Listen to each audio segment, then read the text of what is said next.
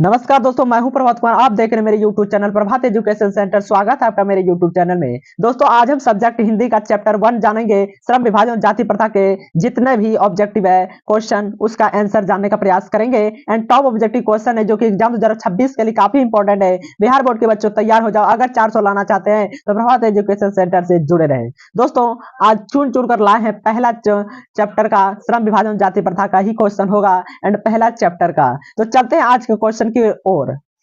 सामने दिया गया है, आप कॉपी में नोट कर सकते हैं, जो कि एग्जाम 2026 के लिए काफी इंपॉर्टेंट है। तो चलते हैं लेट बिना करते हुए।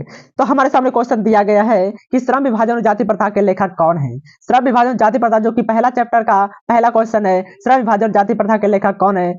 डॉक्टर राम मनोहर लोहिया या बाबा साहेब भीमराव अम्बेडकर या महात्मा गांधी या डॉक्टर संपूर्णानंद, जो कि आपका ऑप्शन नंबर बी बिल्कुल करेक्ट हो जाएगा, Baba Saheb Bhimrao Ambedkar. And next question दिया गया है कि डॉक्टर अंबेडकर के पिता का क्या नाम था। तो डॉक्टर अंबेडकर के पिता का नाम क्या था? रामदेव सकपाल या रामजी सकपाल या राम किशुन सकपाल या राधे राम सकपाल, जो कि आपका ऑप्शन नंबर आपका आपका ऑप्शन नंबर बी बिल्कुल करेक्ट हो जाएगा, रामजी सकपाल। एंड डॉक्टर अंबेडकर के पिता का क्या नाम था? तो रामजी सकपाल हो जाएगा। नेक्स्ट क्वेश्चन दिया गया है कि आधुनिक सभ्य समाज कार्य कुशलता के लिए क्या किसे आवश्यक मानता है। तो आधुनिक सभ्य समाज कार्य कुशलता के लिए किसे मानता है? श्रम विभाजन या धन विभाजन या जन विभाजन या जाति विभाजन, जो कि आपका ऑप्शन नंबर ए बिल्कुल करेक्ट हो जाएगा, श्रम विभाजन। तो आधुनिक सभ्य समाज कार्य कुशलता के लिए किसे आवश्यक मानता है? तो श्रम विभाजन हो जाएगा, जो कि आपका ऑप्शन नंबर ए बिल्कुल करेक्ट हो जाएगा। नेक्स्ट क्वेश्चन दिया गया है कि मूक नायक क्या है। तो मूक नायक क्या है? अखबार है या पत्रिका या पुस्तक या कहानी संग्रह, जो कि आपका ऑप्शन नंबर बी बिल्कुल करेक्ट हो जाएगा, पत्रिका। तो मूक नायक एक पत्रिका है, जो कि आपका ऑप्शन नंबर बी बिल्कुल करेक्ट हो जाएगा। नेक्स्ट क्वेश्चन दिया गया है कि डॉक्टर भीमराव अम्बेडकर की मृत्यु कब और कहां हुई।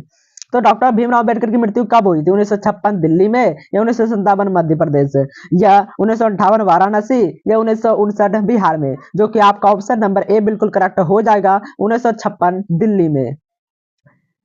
नेक्स्ट क्वेश्चन दिया गया है कि डॉक्टर भीमराव अम्बेडकर का जन्म कब हुआ। तो डॉक्टर भीमराव अम्बेडकर का जन्म कब हुआ था? 14 अप्रैल 1988 या 14 अप्रैल 1979, 14 अप्रैल 1890 या 14 अप्रैल 1891, जो कि आपका ऑप्शन नंबर डी बिल्कुल करेक्ट हो जाएगा, 14 अप्रैल 1891।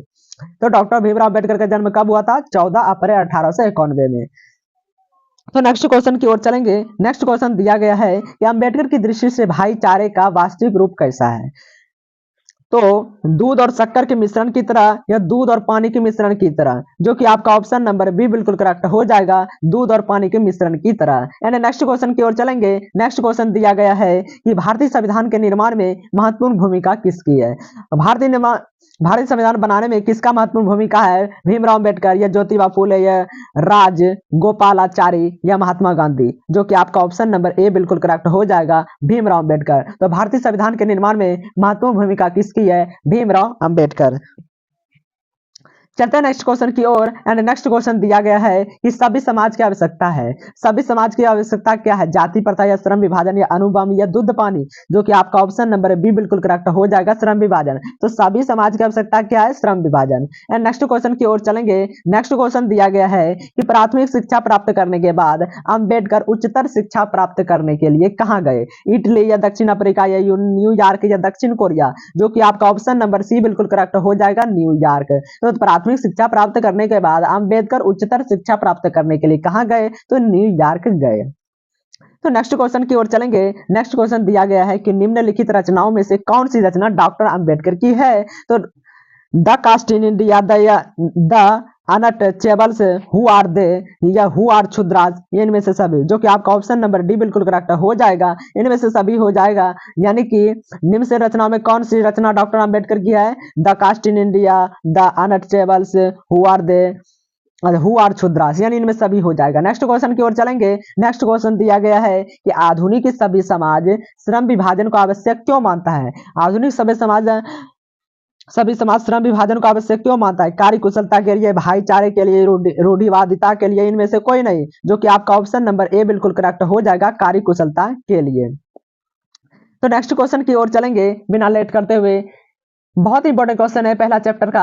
एंड नेक्स्ट क्वेश्चन दिया गया है कि श्रम विभाजन और जाति प्रथा पार्ट बाबा साहेब के किस भाषण का संपादित अंश है?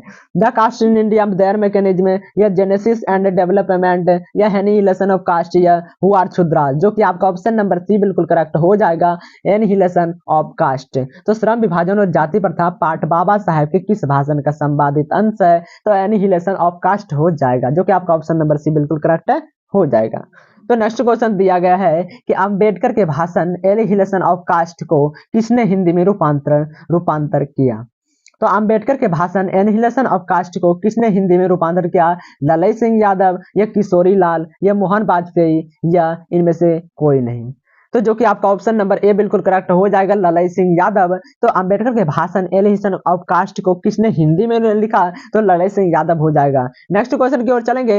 नेक्स्ट क्वेश्चन दिया गया है कि अंबेडकर का जन्म किस परिवार में हुआ था? तो अंबेडकर का जन्म किस परिवार में हुआ था? ब्राह्मण, या क्षत्रिय, दलित, या कशस्थ, जो कि आपका ऑप्शन नंबर सी बिल्कुल करेक्ट हो जाएगा, दलित। तो अंबेडकर का जन्म किस परिवार में हुआ था? दलित हो जाएगा, जो कि आपका ऑप्शन नंबर सी बिल्कुल करेक्ट हो जाएगा। तो नेक्स्ट क्वेश्चन की ओर चलेंगे। नेक्स्ट क्वेश्चन दिया गया है कि लेखक को इस युग में कहां पर विडंबना दिखाई दिया? तो लेखक को इस युग में कहां पर विडंबना दिखाई दिया? जातिवाद में, या नारीवाद में, या निर्विवाद में, या परिवाद में, जो कि आपका ऑप्शन नंबर ए बिल्कुल करेक्ट हो जाएगा, जातिवाद में। तो लेखक को इस युग में कहां पर विडंबना दिखाई दिया? जातिवाद में। नेक्स्ट क्वेश्चन दिया गया है कि डॉक्टर अंबेडकर की माता का नाम क्या था? रानीबाई, या कुंतीबाई, या शीलाबाई, या भीमाबाई, जो कि आपका ऑप्शन नंबर डी बिल्कुल करेक्ट हो जाएगा, भीमाबाई। तो डॉक्टर अंबेडकर की माता का नाम क्या था? भीमाबाई। नेक्स्ट क्वेश्चन की ओर चलेंगे। नेक्स्ट क्वेश्चन दिया गया है कि लेखक की दृष्टि में आदर्श समाज कैसा होना चाहिए? जिसमें स्वतंत्रता, समता और भ्रातृत्व का भाव हो, या जिसमें सभी धनी हो, जिसमें सभी पढ़े लिखे हो, जिसमें सभी स्वास्थ्य हो, जो कि आपका ऑप्शन नंबर ए बिल्कुल करेक्ट हो जाएगा। तो जिसमें स्वतंत्रता, समता और भ्रातृत्व का भाव हो। तो लेखक की दृष्टि से आदर्श समाज कैसा होना चाहिए? जिसमें स्वतंत्रता, समता और भ्रातृत्व का भाव हो। तो नेक्स्ट क्वेश्चन की ओर चलेंगे। नेक्स्ट क्वेश्चन दिया गया है कि लेखक बेरोजगारी का प्रमुख और प्रत्यक्ष कारण किसे मानते हैं? अशिक्षा को, या जनसंख्या को, या जाति प्रथा को, या उद्योग धंधों की कमी को, जो कि आपका ऑप्शन नंबर सी बिल्कुल करेक्ट हो जाएगा, जाति प्रथा को। तो लेखक बेरोजगारी का प्रमुख और प्रत्यक्ष कारण किसे मानते हैं? जाति प्रथा को। तो नेक्स्ट क्वेश्चन की ओर चलेंगे। नेक्स्ट क्वेश्चन दिया गया है कि the caste in India their mechanism किनकी रचना है? The caste in India their mechanism किसकी रचना है? भीमराव अंबेडकर की, या राम मनोहर लोहिया, या महात्मा गांधी, या सुखदेव, जो कि आपका ऑप्शन नंबर ए बिल्कुल करेक्ट हो जाएगा, Bhimrao Ambedkar. The caste in India their mechanism किनकी रचना है? भीमराव अंबेडकर। चलो नेक्स्ट क्वेश्चन की ओर चलेंगे। नेक्स्ट क्वेश्चन दिया गया है कि आर्थिक पहलू से भी जाति प्रथा क्या है? लाभदायक है, या हानिकारक है, या अनुकूल है, या इनमें से कोई नहीं, जो कि हानिकारक है, जो कि आपका ऑप्शन नंबर बी बिल्कुल करेक्ट हो जाएगा। तो आर्थिक पहलू से भी जाति प्रथा हानिकारक प्रथा है। तो नेक्स्ट क्वेश्चन की ओर चलेंगे। नेक्स्ट क्वेश्चन दिया गया है कि डॉक्टर भीमराव अंबेडकर का जन्म कहाँ हुआ? डॉक्टर भीमराव अंबेडकर का जन्म कहाँ हुआ? महू मध्य प्रदेश, या गोरखपुर उत्तर प्रदेश, या डूमराव बिहार, या दानकुनी पश्चिम बंगाल, जो कि आपका ऑप्शन नंबर ए बिल्कुल करेक्ट हो जाएगा, महू मध्य प्रदेश। तो डॉक्टर भीमराव अंबेडकर का जन्म कहाँ हुआ? महू मध्य प्रदेश में हुआ था। चलते हैं नेक्स्ट क्वेश्चन की ओर। नेक्स्ट क्वेश्चन दिया गया है कि डॉक्टर अंबेडकर ने किस पत्रिका का संपादन किया? डॉक्टर अंबेडकर ने किस पत्रिका का संपादन किया? उज्ज्वल भारत, या उड़ता भारत, उड़ता, या बहिष्कृत भारत, या पुरस्कृत भारत, जो कि आपका ऑप्शन नंबर सी बिल्कुल करेक्ट हो जाएगा, बहिष्कृत भारत। तो डॉक्टर अंबेडकर ने किस पत्रिका का संपादन किया? बहिष्कृत भारत हो जाएगा, जो कि आपका ऑप्शन नंबर सी बिल्कुल करेक्ट हो जाएगा। नेक्स्ट क्वेश्चन दिया गया है कि भारतीय संविधान के निर्माता के रूप में हम किन्हें जानते हैं? भारतीय संविधान का निर्माता के रूप में हम किन्हें जानते हैं? महात्मा गांधी, या भीमराव अंबेडकर, या पंडित जवाहरलाल नेहरू, या सुभाष चंद्र बोस। तो भारतीय संविधान के निर्माता के रूप में हम डॉक्टर भीमराव अंबेडकर को जानते हैं, जो कि आपका ऑप्शन नंबर बी बिल्कुल करेक्ट हो जाएगा। तो भारतीय संविधान का निर्माता के रूप में हम किन्हें जानते हैं? डॉक्टर भीमराव अंबेडकर को। चलते हैं नेक्स्ट क्वेश्चन की ओर। नेक्स्ट क्वेश्चन दिया गया है कि जाति प्रथा किस प्रकार का श्रम विभाजन है? जाति प्रथा किस प्रकार का श्रम विभाजन है? स्वाभाविक, या संवैधानिक, या अस्वाभाविक, या प्राकृतिक, जो कि आपका ऑप्शन नंबर सी बिल्कुल करेक्ट हो जाएगा, अस्वाभाविक। तो जाति प्रथा किस प्रकार का श्रम विभाजन है? और स्वाभाविक हो जाएगा, जो कि आपका ऑप्शन नंबर सी बिल्कुल करेक्ट हो जाएगा। नेक्स्ट क्वेश्चन की ओर चलेंगे। नेक्स्ट क्वेश्चन दिया गया है कि जाति प्रथा के अनुसार श्रम विभाजन का आधार क्या है। जाति प्रथा के अनुसार श्रम विभाजन का आधार क्या है? पैतृक पैसा या कौशल क्षमता या मनुष्य की रुचि या रोजगार सृजन, जो कि आपका ऑप्शन नंबर ए बिल्कुल करेक्ट हो जाएगा, पैतृक पैसा। तो जाति प्रथा के अनुसार श्रम विभाजन का आधार क्या है? पैतृक पैसा हो जाएगा।